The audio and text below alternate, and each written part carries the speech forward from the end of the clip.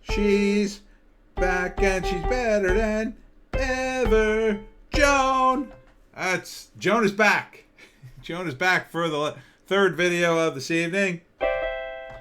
And this video is about Cuties. This is a Screenwriter's Rant. And there's not a lot going on in Hollywood, but this is something that happened. If you haven't heard, Cuties is this. Apparently Netflix thought it would be a good idea to have a movie about 11-year-old girls who join a twerking crew and discover their burgeoning femininity. Yeah. I mean, come on. Come on, man! As Joe Biden would say. That, although he might not say it about little girls, because we know he likes to smell them. But, this is it's just over the top. I mean, even the progressives are going, whoa, man, come on. But why did they do this? Why did they think that this was a good idea? Well, a lot of it is they knew it was over the top. They knew it was outrageous. And a lot of times, when they're looking for projects, they are looking for something that's new, that outrages people. Because you got to understand, everybody in Hollywood is extremely jaded. You pitch them a love story, they look at you like, yeah, okay, great. You pitch them like, any kind of normal type movie that anybody would want to see, they are so jaded because they're in the industry that it's just like somebody who's had too much of anything, right? If all you do is eat steak, let's say you're a restaurateur and you review all the great steak places and you just eat steak all the time, and then somebody says, "Hey, you want to come over for a steak?" You're not going to be excited about it because you're sick of steak. You're sick of it. These people, a lot of people, and I've met them, they work in the industry and they're sick of movies. And I know what that's like. I work in comics, right? And as soon as I started working in comics, I started to get sick of comics. Because once you start getting in the biz, you see all the behind the scenes stuff. Everybody and their brother hands you a comic, like, read this, this is my comic, publish this. You realize everybody's begging from everybody else. And that's the way it is in the movie industry on a much bigger scale. So they're constantly desperate to have something that will resonate, something that will, separate themselves from the pack. But in that process, sometimes they cross the line, and this clearly did. I mean, this is just too much. These girls are way too young to be dressed that way. Everybody online is losing their minds. They're saying this is totally inappropriate and a lot worse. You can imagine what they're saying. Yeah, I don't want to repeat it because it's YouTube and they're weird about what you say. But as I think it was the Yellow Flash reviewed this and talked about this very article, it got an 82% fresh on Rotten Tomatoes. And I totally agree with this statement in that when something gets a high rating now on Rotten Tomatoes, you can pretty much guarantee that the critics liked it and that the fans hated it and vice versa. I mean, that's the way it is now. Because a while back, I believe, Rotten Tomatoes got bought. I forget who bought them. But now they're part of the industry. They're not an independent online thing, effectively, in my view. So they are just part of the machine that helps movies get seen. And, for for Netflix role in this, I'll give them some credit. They immediately backed off after the reaction. But then you have to wonder, if they backed off almost immediately from the project, they really just backed off the poster. And even this, it's approaching that. I think is there another picture? No, I guess that was it. There was another picture that they switched to that was just like a tight shot of the main character. You have to be careful when you have kids in a movie for this very reason, And in France, it's a different culture. In some cultures, things are just going to be received differently. Now, maybe the movie is not all that bad. Maybe it's not meant to sexualize children as the posters seem to do, but it seems inappropriate to me. And this doesn't seem like anything I would want to see. I wouldn't want to see this movie. I'd be uncomfortable watching it if it was a lot of that, a lot of little girls dancing in scantily clad outfits. It'd be different if they were dressed appropriately. At least if they were dressed, and then they're little kids dancing and they're not twerking. And there's also twerking is too much too. It'd be different if they were in a dance troupe and they were just doing like kid dancing, like whatever that would be. Something that's not something that an older woman would do. And let's be honest here. If they had pitched this film with, say, grown women. Oh, it's about a grown woman who joins a twerking group. Maybe.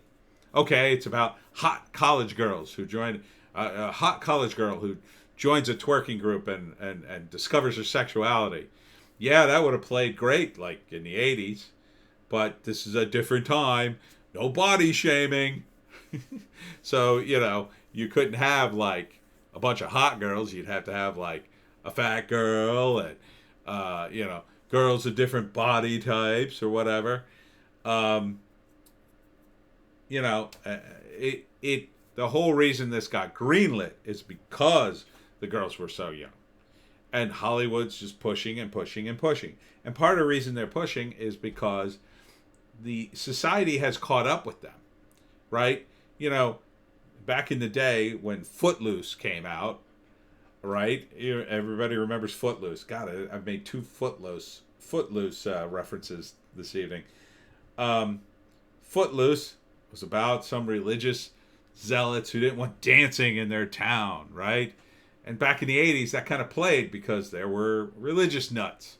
It wasn't as bad as the movie portrayed, but it was at least realistic enough that you could play that in the 80s and people would go, oh, yeah, I don't like those religious people there. They won't let dancing. I mean, I actually went to a wedding where dancing wasn't allowed because of religious reasons.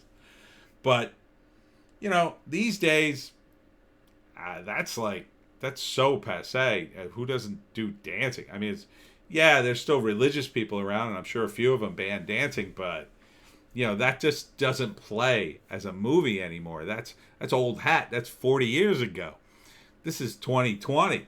You got to, do something pretty outrageous just to raise an eyebrow. That's part of the reason this got driven to there. That's part of the reason Hollywood said, oh, yeah, bring that here. We'll do something and it'll piss off the straights. But what Hollywood still doesn't realize is they're the establishment now. Okay? They're not bringing true independent voices to the forefront anymore because the independent voices don't do this stuff. Independent voices are now doing the opposite of this. They're the ones saying this is too much.